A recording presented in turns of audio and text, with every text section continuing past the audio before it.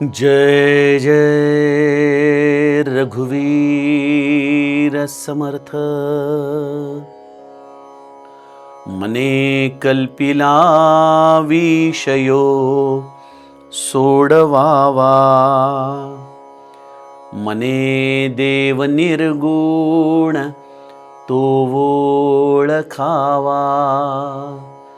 मने कल्पिता कल्पना ते सरावी, सदा संगती सज्जनाची धरावी।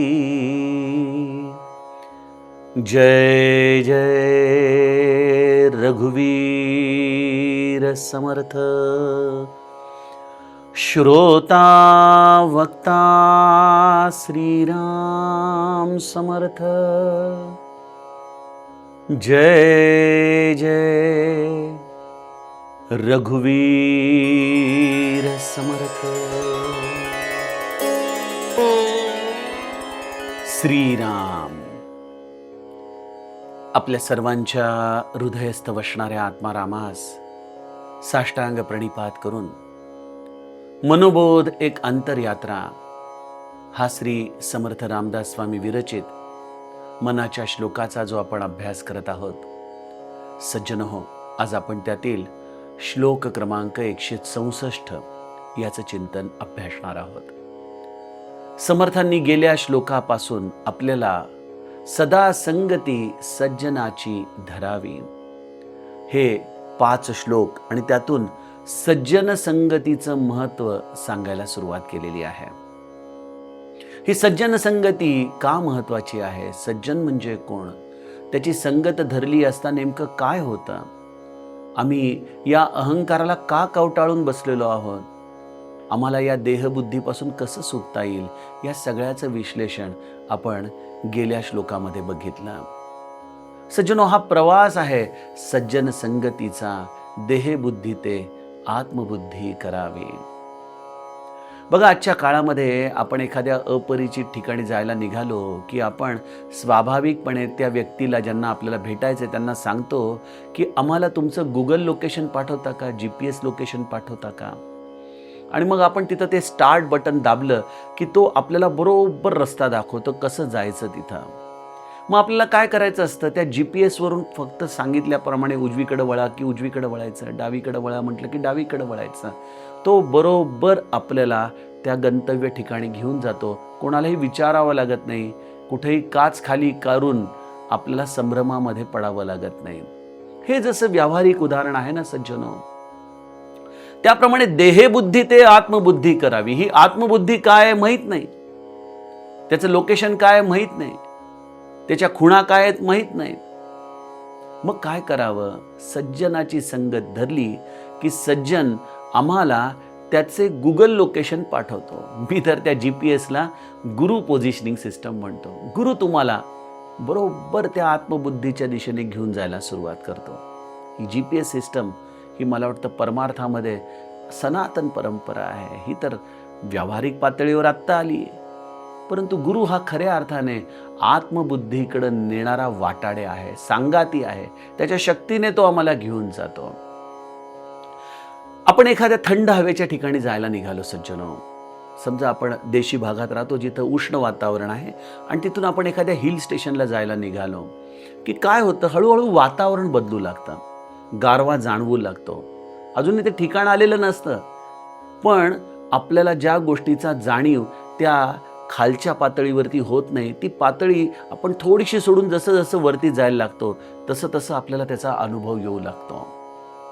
सज्जन संगत आपण जेव्हा सदा या अवस्थेमध्ये करतो, बघा इथं हा एक महत्त्वाचा शब्द आहे, सदा संगती सज्जनाची धरावी। सदा याला कुठेही विराम नाहीये, कुठेही सुट्टी नाहीये, ही निरंतर अवस्था आहे। आणि सदा कोण राहतो? जो दास होतो तो सदा राहतो। त्या सज्जनाचा दास होऊन आपण त्याच्या चरणांशी बसून राहणं म्हणजे त्या सदा संगती सज्जनाची धरावी या अवस्थेला पकडण्यासारखं आहे। मग इथं जेव्हा आपण या सज्जनाची संगत धरतो तेव्हा तो आम्हाला आत्मबुद्धीच्या कडे न्यायला सुरुवात करतो। या आत्मबुद्धीकडे जायला लागलो की आम्हाला सगळं जसं देश काल परिस्थिती बदलते, जशी ती शीतलता जाणवू लागते, तशी आमच्या आतमध्येच काही अवस्था आम्हाला बदललेल्या दिसू लागतात. देहबुद्धी ते आत्मबुद्धी प्रवासामध्ये अजूनही गंतव्यस्थान आलं नाही, पण या योग्य मार्गावरून आपण जात असल्यामुळं त्या योग्य मार्गावरच्या खुणा आपल्याला दिसू लागतात. त्या खुणा काय आहेत हे समर्थ आम्हाला आजच्या श्लोकामध्ये सांगतात. पहिली खूण आत्मबुद्धीकडे जाताना, मने कल्पिला विषयो सोडवावा.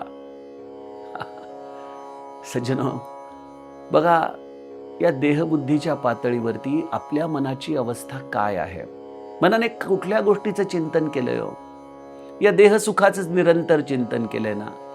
चांगलं खायला मिळावं, चांगलं देहसुख मिळावं, चांगलं वस्त्र मिळावं, चांगला लौकिक मिळावा, मान सन्मान मिळावं, सुख मिळावं, हे सगळं देहाच्या पातळीवरती मिळत राहावं, हेच आमच्या मनाचं चिंतन चालू असतं. बघा,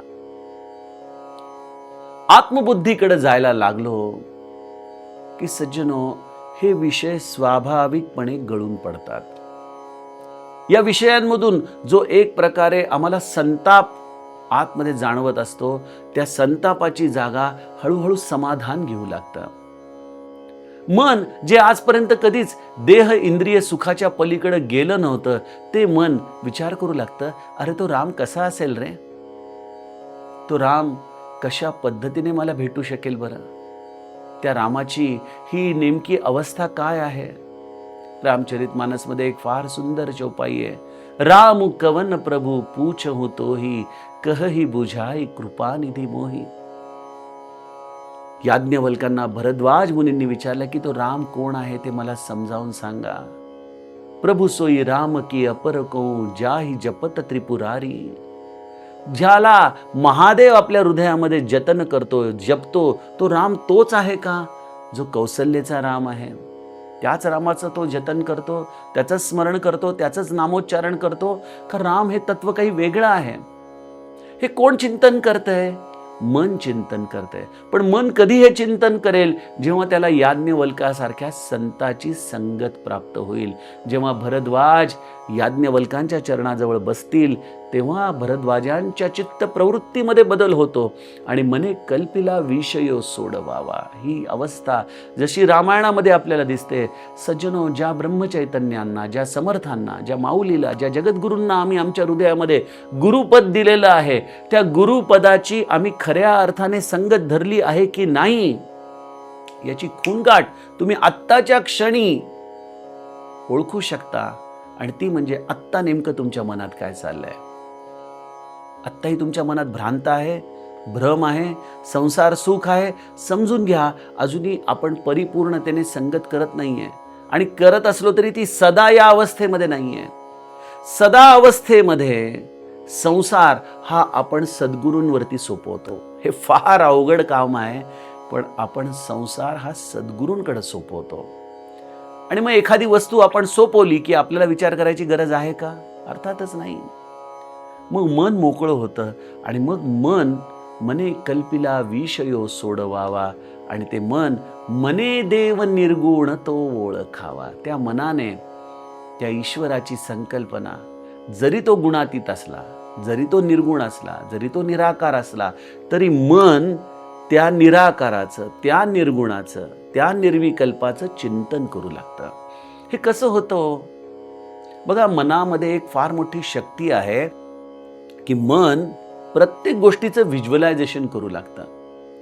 मग व्हिज्युअलायझेशनमध्ये काय होतं? जेव्हा मनाला सांगतो की तो निराकार आहे, तेव्हा मग मन अनंत आकार धारण करून त्या निराकाराचं चिंतन करू लागतं. मन म्हणतं हा असाही नाही, असाही नाही, असाही नाही. अशा पद्धतीने त्या वेगवेगळ्या आकारांमध्ये जे हे ईश्वरीय तत्व आलंय, मग ते श्रीकृष्ण असेल, दत्तात्रय असेल, राम असेल, महादेव असेल, जगदंबा असेल, या सगळ्या वेगवेगळ्या आकारांचं चिंतन मन करू लागतं. आणि या आकारांच्या, या सगुणाच्या चिंतनामध्येच त्या निर्गुण निराकाराची त्याला भेट होत असते. हे त्याला कळत नाही. पण मन हे नेहमी सापेक्ष आहे. आकाराच्या सापेक्षाने निराकार, कल्पनेच्या सापेक्षाने निर्विकल्प, निर्गुणाच्या सापेक्षाने निर्गुण. ही मनाची खऱ्या अर्थाने गंमत आहे. आणि मनाला एक आणखीन सवय अशी आहे ना, की जोपर्यंत त्याला ते मिळत नाही तोपर्यंत ते स्वस्थ राहत नाही. आणि त्यामुळे या मनामध्ये एक स्वाभाविक मुमुक्षत्व या संत संगतीने येतं, की अरे कधी रे भेटशील राघवा, कसा आहेस रे तू, कसा मला प्राप्त होशील बरं. जैसे मिटे मूर भ्रम भारी, कहूं सो कथा नाथ बिस्तारी. सज्जनाची संगत प्राप्त झाली की मनुष्याची ही स्वाभाविक अवस्था होते, की हे माझ्या मना, तुझ्यातला हा भ्रम नाहीसा करून तुला त्या ईश्वरीय तत्वाची अनुभूती करणारा हा संत कसा आपल्याला जीवनामध्ये प्राप्त झाला, कसं त्याने आपलं म्हटलं आणि तो कसा आपल्याला त्या ईश्वराकडे घेऊन चाललाय. मने देव निर्गुण तो ओळखावा. आणि मने कल्पना कल्पिताते सरावी, ही एक फार सुंदर अवस्था आहे. मने कल्पना कल्पिताते सरावी. कल्पनेनेच कल्पनेचा काटा काढावा. मी नेहमी त्याला उदाहरण देत असतो. हाफकिन इन्स्टिट्यूट म्हणून मुंबईमध्ये जे आहे ना, जिथं सर्पदंशावरचे औषधं बनवली जातात. मग या सर्पदंशावरची औषधं बनवण्यासाठी आपण जर कधी त्याचा अभ्यास केला तर बघा, त्यांच्याकडे वेगवेगळे साप आहेत. आपल्याला वाटेल की कदाचित त्या सापाच्या विषाचा ते अभ्यास करून मग त्या विषाला कसं नाहीसं करायचं यावरती ते औषधं बनवत असतील, तर तसं नाही. तर ते सर्पदंशावरती त्या विषापासूनच लस निर्माण करतात. म्हणजे विषानेच विषाचा काटा काढला जातो. परमार्थामध्ये देखील हा जो आम्हाला देहबुद्धीचा दंश झालाय ना, आणि त्यामुळे या देहबुद्धीच्या नाना कल्पना ज्या आमच्या अंतरंगामध्ये आम्हाला त्रास देत आहेत ना, त्या कल्पनांवरती कल्पनेचाच उपाय संत संगती म्हणून प्राप्त होतो. बघा, ही माया, या मायेच्या अखत्यारीमध्येच कल्पना येते. शब्द, रूप हे सगळं काही त्या मायेच्या अखत्यारीमध्येच येतं. पण या मायेची जेव्हा कृपा होते, जेव्हा ही मूळ माया आपल्यावरती कृपा करते, तेव्हा या मायेमधून बाहेर पडण्याचा मार्ग देखील ही मायाच दाखवते. म्हणजे आणखीन सोप्या पद्धतीने सांगायचं झालं तर आपल्याला लहानपणी बघा, वर्तमानपत्रामध्ये राजूचा कुत्रा हरवला असं म्हणून एका बाजूला राजू दाखवायचे, एका बाजूला ते कुत्रं दाखवायचे आणि त्या कुत्र्याला आता मार्ग दाखवा म्हणायचे. मग तिथं एवढा गुंता असायचा, पण त्याच्यामधला एक मार्ग मात्र या दोघांची भेट घडवून आणायचा. तसं सज्जनो, मायेच्या गुंत्यामध्ये आम्ही सगळी मंडळी हरवलेलो असतो. या मायेचे दोन अंग आहेत, एक सद्विद्यारूपी माया आहे आणि एक अविद्यारूपी माया आहे. सज्जन संगती आपण जेव्हा धरतो तेव्हा ही सद्विद्यारूपी माया आपल्या जीवनात प्रवेश करते. आणि माया जेव्हा सद्विद्या रूपाने येते ना, तेव्हा ती माऊली असते. ही सद्विद्यारूपी माऊली कशी? समजा एखाद्या घराला आग लागलेली आहे, कोणीतरी आतमध्ये अडकलंय, त्याने स्वतःहून प्रयत्न केला तर कदाचित तो होरपळण्याची दाट शक्यता आहे. पण एखादा अग्निशामक दलाचा तरबेज मनुष्य जेव्हा तिथं आतमध्ये उतरतो, त्या आगीमध्ये स्वतःचा जीव धोक्यात घालतो आणि त्या व्यक्तीला जेव्हा तो बाहेर काढतो, तेव्हा ती आग असूनही ती त्या व्यक्तीला त्रासदायक ठरत नाही. तसं मायेच्या गुंत्यामध्ये सद्गुरू तुम्हाला सोडवण्यासाठी येतो. हा सज्जन तुमच्यासाठी त्या मायेच्या गुंत्यात येतो, तुमचा हात धरतो आणि म्हणतो, चल मी तुला मायेच्या गुंत्यातून बाहेर काढतो. सज्जनो, त्याला त्या सद्विद्येचा मायाचा मार्ग माहिती आहे. त्याला तुमचं एक्झिट कसं करायचं या मायेच्या गुंत्यातून माहिती आहे. मग आपण काय करावं? जसा तो अग्निशामक दलाच्या माणसाचा हात आपण घट्ट धरून बसतो, त्याप्रमाणे सदा संगती सज्जनाची धरावी. मग हा सज्जन मायेच्या अखत्यारीमध्ये येऊन आपला हात कसा धरतो, कसा सोडवतो? तर मायेच्या अखत्यारीमध्ये असलेलीच कल्पना तो आम्हाला सोडवण्यासाठी वापरतो. ती काय आहे? नाम हे जरी अक्षर रूप असलं, अक्षर हे जरी मायेच्या अखत्यारीमध्ये येत असलं, तरी नाम हे थेट भगवंताला जोडणारी साखळी असल्यामुळं मायेमधून सद्विद्येचा मार्ग आहे नाम. त्यामुळे कल्पना करायची तर नामाविषयी करावी. कसं असेल नाम? काय नाम आहे? काय होतं नामाने? कल्पना करावी रूपाची, तर रूप हा मायेचाच प्रांत आहे. ते रूप भगवंताच्या रूपाचं चिंतन करत करत आपण रूपातीत व्हावं, मायेच्या पलीकडे जावं. त्या रूपाचा आठव हे केवळ सज्जन संगतीमुळे येतो. आणि माझा तरी जीवनाचा हाच अनुभव आहे बघा. माझ्यासारखा इंजिनियर माणूस दिवस रात्र डोक्यामध्ये विषय खरं तर बिझनेसचा पाहिजे, पण या डोक्यामध्ये तो विषय येतच नाही. कारण मने कल्पिला विषयो सोडवावा, ते सगळं काही त्यांच्यावरती सोपवलेलं आहे. मग आपल्यासमोर जेवढे पेपर येतील, जेवढी फाईल येईल, त्याचाच आपण फक्त विचार करायचा असतो. त्यामधून पुढं काय होणार, मागं काय घडणार, हे आपल्या हातात नाही आहे. त्यामुळं आपण तो विषय सोडून द्यावा. आणि मग विषय करावा काय, तर आपल्या गुरुची कृपा किती आपल्यावरती आहे. आपल्या गुरुनी आपल्याला किती मोठं साधन दिलेलं आहे. आपल्या गुरुनी आपल्याला किती मोठं रामायणासारखा ग्रंथ दिलेला आहे, रामचरित्र दिलेलं आहे, रामाची सुमधूर अशी कथा दिलेली आहे, त्याच्या रूपाचं दर्शन दिलेलं आहे. ह्या गोष्टींचा मी जेव्हा निरंतर विचार करत राहतो, माझं मन जेव्हा ह्या कल्पनेला धरतं, तेव्हा मने कल्पना कल्पिता ते सरावी, याचा स्पष्ट अनुभव येतो. बघा, मला लोक बऱ्याचदा हाही प्रश्न विचारतात की दादा, तुमच्याकडे एवढा वेळ असतो कुठून? त्यांच्या दृष्टीने हा प्रश्न बरोबर आहे. मी आपल्याला एक प्रश्न विचारू का? वेळ प्रत्येकाकडे आहे, भरपूर वेळ आहे, पण आम्हाला तो वेळ असलेला जाणवत नाही. याचं कारण असं आहे की आमचं मन हे सतत त्या भ्रांतरूपी कल्पनेमध्ये अडकलेलं आहे. भ्रांतरूपी कल्पना. एक फार छान वाक्य आहे, production keeps you busy, productivity keeps you free. जेव्हा तुमच्या मनामध्ये या कल्पना सतत फिरतायत नुसत्या विषयाच्या, दृश्याच्या, प्रपंचाच्या, ते तुम्हाला प्रोडक्शन सारखं बिझी ठेवतील. तुम्हाला असं वाटेल, अरे बापरे, केवढं लोड आहे, केवढं काम आहे. पण productivity keeps you free. Productivity काय आहे? नको असलेल्या गोष्टींना जेव्हा तुम्ही त्यागता, त्यावेळेला तुमची एफिशियन्सी वाढते, प्रोडक्टिव्हिटी वाढते. मग आपल्याला कर्मफळाचा त्याग करायचा आहे. तो श्री महाराज आपल्याला एका शब्दात सांगतात की तुम्ही तुमचा प्रपंच माझ्याकडे सोपवा, मी तो तुमच्या कल्पनेपेक्षा चांगला करून देतो. हे एकदा श्री महाराजांनी आपल्याला सांगितल्यानंतर विचारांना जागा कुठे? किती मोठी निर्वात पोकळी तयार झाली मनामध्ये. आणि मनामध्ये निर्वात पोकळी तयार झाली की मनुष्य म्हणतो, मग आता काय काम करू, आता काय करू? मग एवढी मोकळी जागा शिल्लक होते की मनुष्य खूप सारं काम करू शकतो. जग अचंबित होऊन त्याच्याकडे बघतं. खरोखर सज्जनो, सज्जन संगतीमध्ये हे एक फार मोठी उपलब्धी आहे की मने कल्पिता कल्पना ते सरावी. आपण आपल्या आयुष्यामध्ये जितके निवांत राहूत, मोकळे राहूत, तेवढं आपल्याकडून कार्य देखील मोठं होऊ शकतं. पण हे सगळं कोण शिकवणार आम्हाला? तो सज्जन आमच्या आयुष्यात आला, तो सद्गुरू आमच्या आयुष्यात आला. त्याने आम्हाला आमच्या जीवनाचं खरं हित सांगितलं. त्याने आम्हाला या मायेच्या गुंत्यामधून बाहेर पडण्याचा मार्ग सांगितला. नुसता मार्ग सांगून तो थांबला नाही, तर नामाची दोरी, जसं एखाद्या बुडत्याला एखादी काठी किंवा एखादी दोरी वरत्या माणसाने फेकावी, त्याप्रमाणे त्याने नामाची दोरी देखील आम्हाला दिली आणि म्हणाला, बाळा, फक्त याला घट्ट धरून राहा, मी तुला बरोबर त्या मायेच्या गुंत्यातून बाहेर काढतो.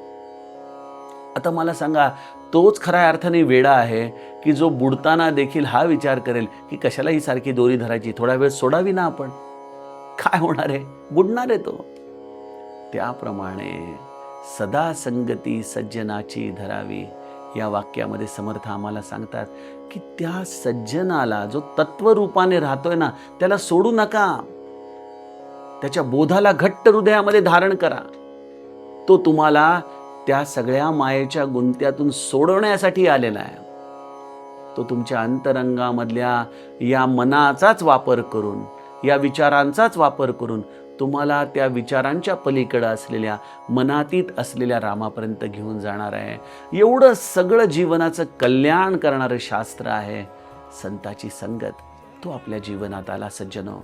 त्याच्या तत्वाला आपण घट्ट धरून राहणं, हेच सदा संगती सज्जनाची धरावी याचं मर्म आहे. यातील पुढील श्लोकाचं चिंतन आपण आता उद्याच्या सत्रामध्ये करूया.